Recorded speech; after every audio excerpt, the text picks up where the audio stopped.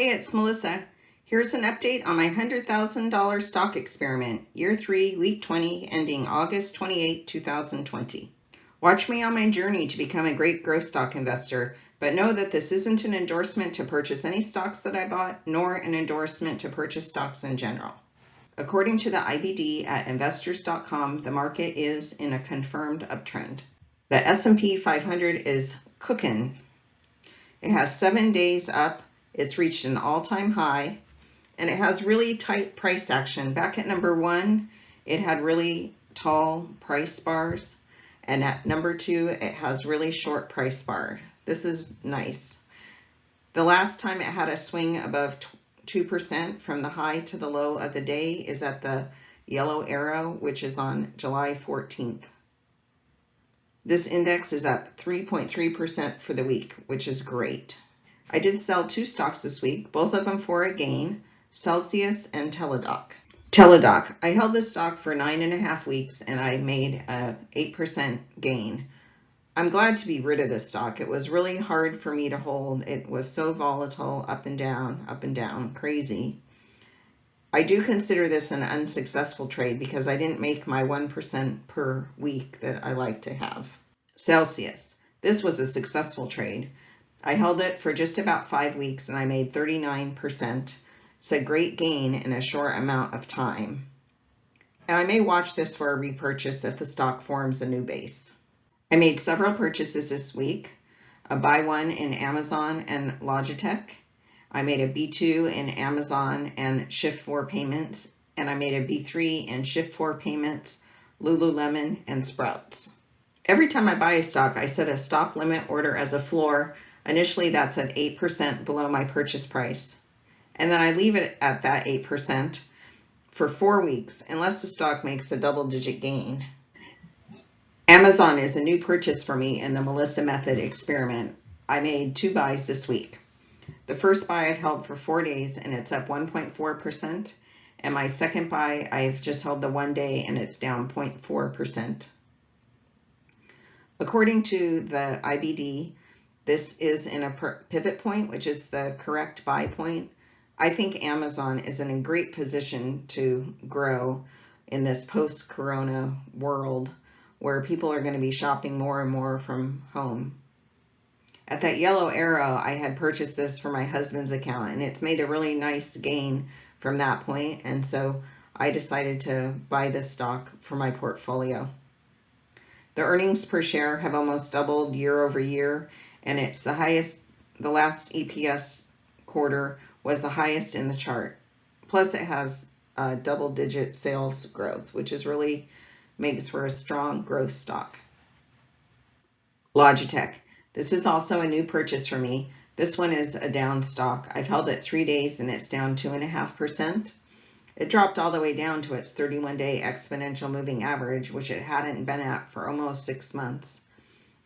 I'm wondering if it can hold that, if it's going to pop back up or drop below it. If it dropped below it, it's probably broken and I'll need to get out of it. But for now, I left my floor at 8%. I found the stock on the up for volume list, but it didn't close the day I bought it higher than normal volume, just it was at average. I really wanted to buy a Logitech camera, but it was out of stock, so I purchased the stock instead, hoping that once they can get their inventory worked out, it will start going back up because it is a really popular item. It did have a 3 weeks tight pattern. It also had double-digit sales and earnings growth. It had funds increasing, but no IBD funds, but that's possibly because this is a Swiss company and I'm not sure they have international companies in their fund list. Every week I review my charts and see if there's a spot for me to raise my floor. Dexcom, stock symbol DXCM. I've held this stock for a week and a half and it's down 3.7%. I like to keep my floor at 8% for the first 4 weeks, so I didn't raise that. The stock's not looking very good though. It closed below its 50-day simple moving average and is going sort of sideways. At 4 weeks, I'll make my hold sell decision on this one, but right now the stock does not look promising. And I like to add to my positions as they prove themselves. Lululemon, stock symbol LULU. I have 3 buys in this. My first buy I've held for 4.5 weeks and it's up 15.5%. My B2 I've held for 3 weeks and it's up just over 10%. And my B3 I've held for 4 days and it has a 0.2% gain. So this stock is moving up nicely. It has a steady advance. It's staying well above its 8-day simple moving average. And I did raise my floor on this to the dash yellow line to the 31-day exponential moving average. Shift 4 payments. I also have 3 buys in this stock. One I've held just about 3 weeks and it's up 10%.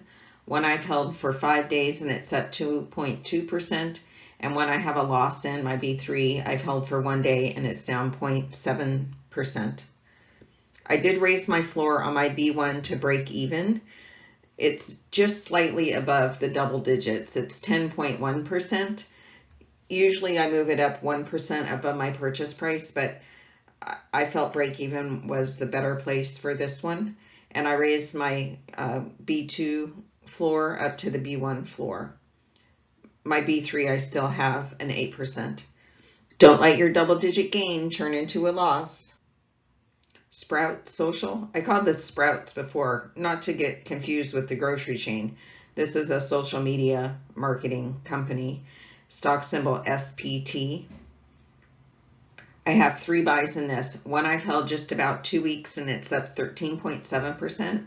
One I've held a week and a day and it's up 8.2%. And one I've held for 4 days and it's up 4.5%. So the stock's doing awesome. I did raise my floor to 1% above the B1 purchase price for all 3 of my buys. The stock is holding above its 8-day simple moving average, that pink line, and it does have increasing average volume. If you look at the purple line down at number 1, and then you see how high that purple line is at number 2. That's the average daily volume, and it's going up, which is great. Medallia Inc., stock symbol MDLA. I have 2 buys in this stock. My B1 I've held for 2.5 weeks, and it's up just about 13%. And my B2 I've held for a week and a day, and it's up just about 10%. I love this stock chart. It's looking great. I did raise my floor on my B1 to 1% above my purchase price. We've had 7 up days, 5 of them with volume.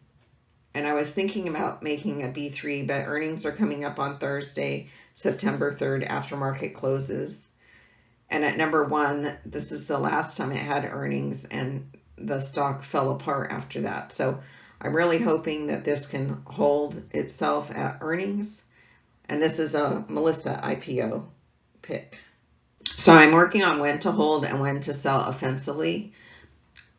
I'm looking for stocks that are slowing down with this merging of the 8-day and 16-day simple moving average.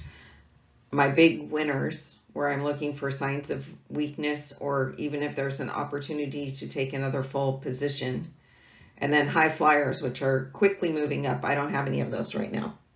Nvidia, this one is one of my big winners. I have 3 buys in this stock. My B1 I've held for just about 12 weeks and it's up just about 46%. My B2 I've held just about 10 weeks and it's up 37%. And my B3 I've held for 5.5 weeks and it's up 30%. This stock is going up nice and steady. Each week, each day is going up, up, up. And it's hugging that 8-day simple moving average. Back on July 24th at number 1, it got close to that 31-day simple moving, exponential moving average, but it didn't go below it. And I did raise my floor up to that 31-day exponential moving average. Taiwan Semiconductor, TSM. This stock has had just about the same sort of gain that Nvidia has, but it had it all at once. And now it's been going sideways. I put that blue box around where it's going sideways, and then I put yellow arrows at the 2 recent highs that this stock has gotten to. So I said to myself, if this stock is not at 82.41 or 84.10 one of those two areas of resistance by the end of the week, I'm going to sell the stock. And I may even just sell it now. It's really had dead money for the past 5 weeks where I haven't really made or lost any money. All of my gains were earlier on in this stock. So my B1 I've held just about 11 weeks and it's up 43%. My B2 I've held 6.5 weeks and it's up 21.5%. And my B3 I've held for 4.5 weeks and it's up 0.5%. So you can see the last 4 weeks I've made literally no money in this stock.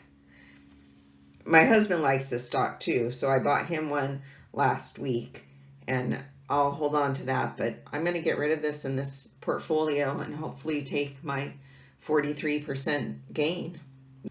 My current holdings bar chart has one bar for each week or portion of a week that I've held the stock. I put these gold stars on the stocks that I think are doing well, so the ones that don't have it are not doing well. But 4 is doing well over in the orange on the left-hand side. Lulu in the gray is going up each week nicely. Medallia in the light blue had a really nice gain this week. Nvidia's in the green, and that one's just up, up, up.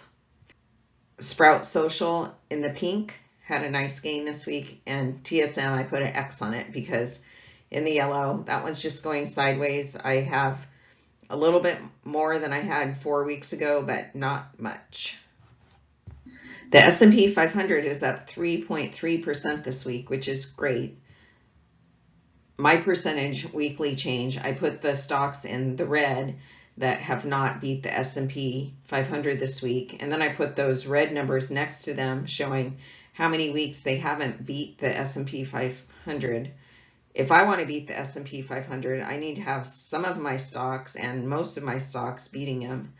But Dexcom hasn't beat for 2 weeks, 4 hasn't beat for 2 weeks, and TSM hasn't beat for 4 weeks. My current dollar value gain, I also sort with the lowest value on the top. So I have 2 stocks that I have losses in, Dexcom and Logitech. I've only held those for 2 and 1 week. And then I have 4 stocks that I have over a 10% gain. And then if I look at all my buys, Dexcom I just have 1 buy and Logitech 1 buy. Amazon I have 2 buys and Medallia 2 buys. And the rest of them I all have 3 buys in. And Amazon's the only one where I have 2 buys and my B2 is down. So I have a lower amount in Amazon looking at all my buys, but either the same amount or more for the rest of my buys. Down at the bottom, you can see that TSM has made $5,649 versus Nvidia $8,016. So you can see why I would be more willing to get rid of TSM, and it's pretty much just been going sideways for 4 weeks. Then my Nvidia is still advancing. Industry group breakdown shows I'm most heavily invested in chips with my Nvidia and TSM, followed by my software with Sprout Social and Medallia. Then comes retail with Lulu and Amazon. So 53,000 in chips, 39,000 in software, and 37,000 in retail. The weekly percentage change, my existing holdings went up by $4,925. The stocks that I sold had a change from last week to this week, a decrease of or loss of $1,686. My new purchases went up $158. And so my new balance is $172,009. So 2 years and 20 weeks in, my $100,000 has grown to $172,000 versus the S&P 500 for the same time period has grown to $132,000. The weekly percentage change is shown in the purple. So the S&P 500 is up 3.3%, and the Melissa method for the week was only up 2%. But I did have 2 gains, 2 weeks in a row where I had gains, and that was what I was hoping for. So far, we're at 20 weeks for my experiment year, which started mid-April. And the S&P 500 has only been down 6 of those weeks, and the Melissa Method experiment has been down 10 of those weeks. So I need to kick it into gear and do better going forward. The S&P 500 for my experiment year is up 25.7% versus 18.9% for the Melissa Method. Thanks for watching. Keep an eye out for my next episode, or better yet, subscribe to my channel, The Melissa Method. Don't forget to hit the bell if you want an alert when I post a new episode.